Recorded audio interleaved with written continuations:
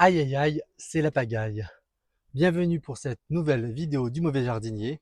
Alors au programme du jour, on sort du premier épisode de canicule que nous avons connu sur la France entière et en particulier sur notre région des Pays de la Loire. Donc voilà, ça a été une période assez difficile.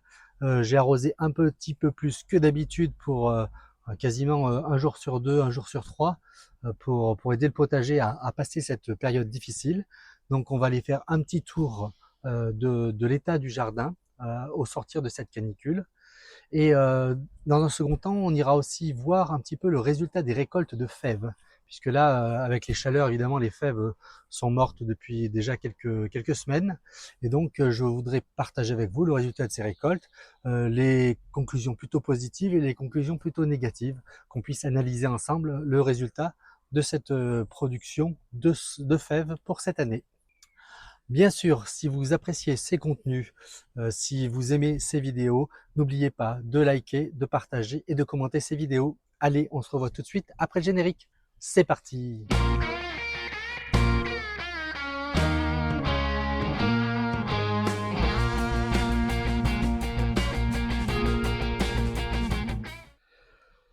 Donc cette zone souffre beaucoup moins de la chaleur. Mais du coup, j'essaie de la pailler un peu plus aussi. Mais voilà, les pieds sont assez grands, sont plus beaux que dans l'autre secteur. C'est un peu plus inégal, hein. J'ai des tout petits pieds comme là, des très beaux pieds comme celui-là qui poussent. Et j'ai mis donc 2 pieds de tomates qui me restaient. Je les ai mis entre. Alors c'est des solonacées les deux, hein, les pommes de terre et les tomates. Normalement, ça se met pas ensemble, mais les quelques fois où j'ai fait l'expérience, ça m'a pas donné des résultats plus décevants que ça. Ici, j'ai planté tous mes pieds de blettes. Donc là, voilà, ils se sont bien installés. Je pense que je les ai arrosés assez profondément sur le début de la plantation pour qu'ils soient solides et qu'ils fassent un système racinaire puissant. Et voilà, le tout dernier que j'ai mis, il est ici. Il fait sa feuille. Mais c'est compliqué quand même, hein. Là, j'ai mis dans cette zone, pareil, une courge, mais c'est pas du tout gagné qu'elle survive. Voilà, si on va dans cette zone-là, donc ma zone qui est le plus à l'ombre, hein, à côté des composteurs, qui ne voient le soleil que là, le soleil de l'Est le matin. Ici, donc un petit laurier là qui pousse, une vieille graine, hein, qui a dû germer des années après que j'ai coupé le laurier. J'ai un petit pied de tomate aussi là qui se développe tranquillement. Et j'ai mis des patates douces, hein, là. J'ai mis aussi des persils, donc j'en ai mis ici, un pied ici, un pied là. Et là, c'est un potimarron, un pied de potimarron. Et ici, j'ai une autre patate douce, voilà. Donc là, elles ont un peu plus de mal à se développer. On voit que ça démarre pas au quart de tour comme sur d'autres secteurs. Alors vous remarquerez aussi que j'ai laissé monter en graines un pied de céleri rave. Donc c'était le plus gros céleri rave que j'avais eu, c'est-à-dire pas grand-chose. Je l'ai quand même laissé monter en graines, sait-on jamais. Je vais peut-être essayer de retenter l'expérience la prochaine fois, l'année prochaine. Donc ici aussi une autre courge. Donc ça pousse doucement ici, hein, des courges. Et j'ai ici ma chayotte. Donc ma chayotte qui a vraiment souffert du coup de chaleur, hein. On voit qu'elle a complètement grillé sur certaines parties. Là ici, tout a grillé. Donc là, elle repart d'ici, mais au-delà, toutes les feuilles ont complètement grillé. Complètement grillé. La tige est encore bonne, mais là, la tige a complètement grillé. Donc cette partie-là est sèche et est morte. Donc du coup, voilà, elle va repartir sans doute d'ici. Peut-être aussi d'ici, je ne sais pas. C'est bien possible. Si elle arrive à faire monter la sève jusque-là. Mais voilà, on voit que les parties où elle était le plus avancée, elle a préféré avorter plutôt que se faire du mal. Ici, ici. Et donc du coup, bah, c'est pas grave, ça repart d'un peu plus en dessous. Mais voilà, elle s'est protégée comme elle a pu. A sacrifié quelques feuilles pour diminuer son évaporation. Mais je pense que je l'ai abondamment arrosée pour qu'elle tienne le choc. Et voilà, elle est déjà plus grande qu'elle ne l'était à la même période l'an dernier. Et j'ai bon espoir qu'elle s'étale sur toute la zone que je lui ai dédiée pour se développer. Voilà, j'ai mis des cordes pour qu'elle puisse s'étaler un peu partout, monter sur le cerisier, aller à gauche, à droite. On verra si ça se passe bien. Voilà les fraises. Alors les fraises, elles se développent toujours beaucoup. Il y a toujours beaucoup de stolons qui se développent avec des petits pieds de fraises qui se implantent un peu n'importe où. Donc, vous voyez là, celui-là il a pris, il s'est installé. Celui-là c'est pareil, il s'est installé. Voilà. Donc j'en ai coupé, hein, s'il y en avait tellement, vous voyez, j'en ai coupé, je les ai mis dans des petits pots pour faire pousser des racines et je vais les remettre en terre, mais dans un autre secteur, peut-être ici. Ici, c'est plutôt à l'ombre. Comme il n'y a pas grand-chose qui se dépousse bien, je vais essayer de mettre des fraises. Ça fera un paillage aussi naturel. L'avantage des fraises, c'est que ça fait un beau couvert végétal. Donc ça peut être une possibilité intéressante. Et donc voilà, j'envisage de déplacer des fraises dans d'autres secteurs pour faire à la fois un paillage et à la fois pour récupérer des fraises.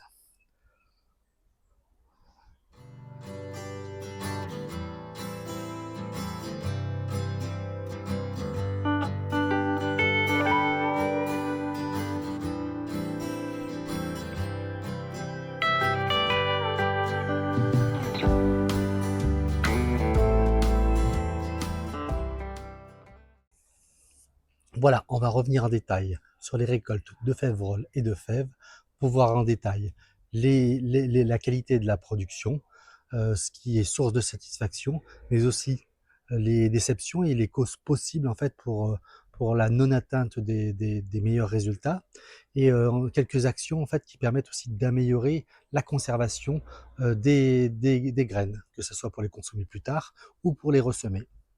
On regarde toutes ces petites astuces tout de suite. Donc voilà pour les récoltes de donc voilà pour les récoltes de févrole et de fèves. Donc si on voit en détail, ça c'est les récoltes de graines de févrole. Alors je m'en sers essentiellement à semer comme un engrais vert pour améliorer la qualité des sols, le décompacter d'une part et l'enrichir puisque c'est une plante de la famille des légumineuses, donc qui a la propriété de stocker l'azote dans le sol et donc du coup d'améliorer la qualité du sol. Par ailleurs, comme il tient tout l'hiver, les févroles ne craignent pas vraiment le gel. Elles supportent très bien des épisodes de gel assez longs, mieux d'ailleurs que les fèves, hein. J'avais fait l'expérimentation il y a quelques années. Et donc du coup, voilà, j'ai une production assez généreuse. Donc ces graines, voilà, je vais pouvoir les conserver. Donc ce que je fais, je les mets dans des bocaux sur lesquels je note la date et l'année de production. Comme ça, voilà, quand je les prends, je sais depuis combien de temps j'ai les graines. Donc j'en donne aussi effectivement en échange aux abonnés, hein, ceux qui sont intéressés, n'hésitez pas à me faire signe. Je vais mettre en place une plateforme pour pouvoir faciliter l'envoi des graines. Donc on verra ça très bientôt, je vous tiendrai au courant. Donc là, oui, en termes de volume, voilà, j'en ai bien plus que j'en ai besoin, hein. La production est pléthorique. Je pourrais semer des champs complets. D'ailleurs, je vais essayer d'en semer de plus en plus, notamment dans le gazon, parce que le gazon, là, il est tout grillé, il est tout compacté. Mais je pense que si on mettait des févroles pendant la période d'hiver, ça décompacterait un petit peu tout ça. Voilà, alors concernant les fèves violettes, je suis un peu déçu de la quantité de la production.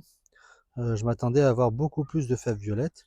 Et il s'avère que en fait, avec les chaleurs qui sont venues assez tôt, globalement les pieds de fèves les pieds de fèves violettes ont dépéri très vite. Et du coup, j'ai des fèves qui sont plus petites que d'habitude et plus flétries. Donc elles n'ont pas eu le temps d'être complètement charnues. Donc j'en ai quelques-unes qui sont très belles, hein, et notamment sur celles qui étaient à l'ombre. Celles qui étaient à l'ombre, c'était beaucoup plus pratique.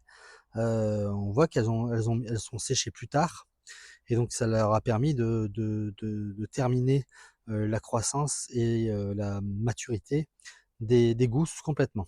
Voilà. Voilà, mais globalement, j'ai une production qui va me permettre d'en consommer une partie et d'en ressemer l'an prochain. C'est pas une production pléthorique, mais j'avais quelques graines qui me restaient l'an dernier, que je gardais pour les semis. Là, je vais pouvoir les consommer en totalité et garder les graines les plus récentes pour l'an prochain. Voilà. Concernant les fèves à Luce, alors je ne sais jamais prononcer correctement, mais concernant les grosses fèves, j'ai eu un peu le même problème, hein. Vous voyez que certaines ne sont pas complètement charnues, elles sont un petit peu flétries.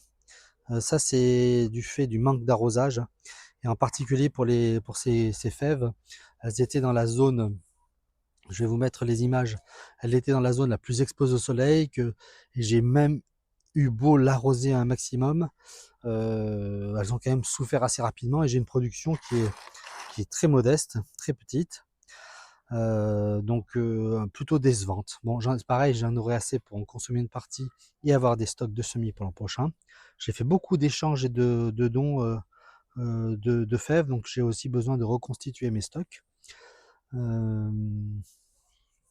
Mais voilà, plutôt décevant comme production. Et pareil, ce que je vais en mettre en pot. Alors, en général, je perce le couvercle pour éviter la moisissure, histoire qu'il y ait des échanges d'air. Alors, point particulier, ces graines, je les ai mis au congélateur, que ce soit les fèves roll ou les fèves violettes. Je ne l'ai pas fait pour ces fèves-là, et vous voyez, le problème, c'est ça. Je ne sais pas si vous voyez, il y a un petit trou, parce que du coup, dans les graines, il y a des parasites, souvent, qui sont pondus. On le voit, on le devine aux petites taches qu'il y a sur la graine, ou des fois des déformations de la graine. Et ces petites taches, c'est une petite larve qui est en train de grignoter la graine, qui se transforme en nymphe et qui éclot normalement voilà, pendant l'été. Donc en y mettant un coup au congélateur, ça, bon, du part, ça stimule la dormance de la graine quand on voudra la semer, ça c'est pas plus mal. Et puis ça tue les larves. Et vous voyez, par exemple, là, je ne l'ai pas fait pour les fèves rolls. Et alors on va voir, il y aura probablement des petites bêtes qui sont sorties, voilà. Alors là, il y en a une ici. Alors je sais pas si elle est morte ou si elle est... parce qu'elle a dû, comme je l'ai gardé un petit peu au chaud, elles sont peut-être bien mortes. Non, pas tout à fait mortes, mais en tout cas, elle n'est pas en forme. Et donc ces petites larves là, c'est ce qui sort. C'est ce qui sort. Voilà.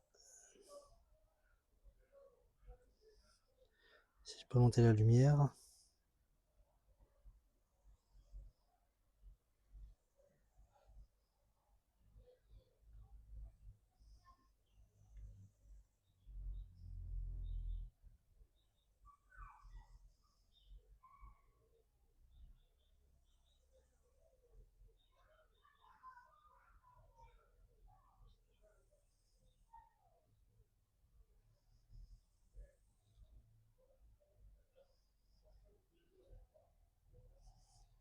Voilà. Il y a ces petites bêtes. Je pense qu'il va y en avoir d'autres. Elles sont peut-être aussi mortes, mais...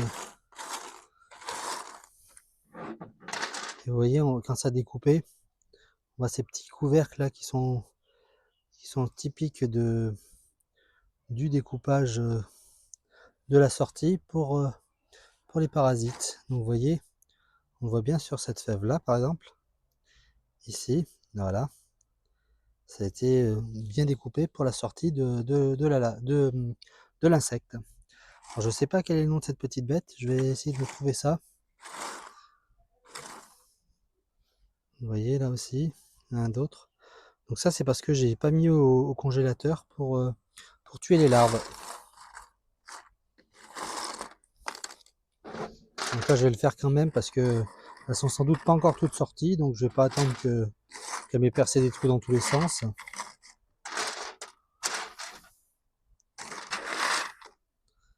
Donc a priori, s'il y en avait d'autres, elles sont parties déjà.